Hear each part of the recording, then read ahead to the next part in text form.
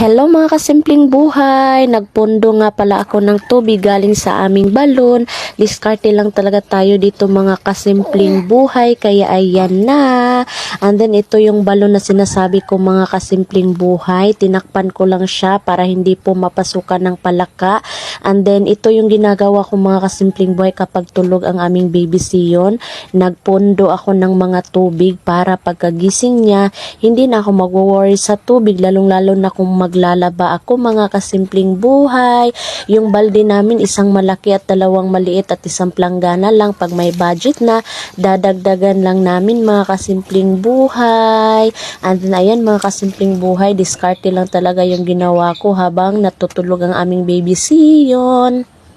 At yes mga kasimpleng buhay, kapag gising na siya, wala na akong gagawin, magbabantay na lang ako sa aming baby Sion. Kaya ayan mga kasimpleng buhay, nakapagpundo din ng tubig. Ayan, maraming salamat sa suporta mga kasimpleng buhay.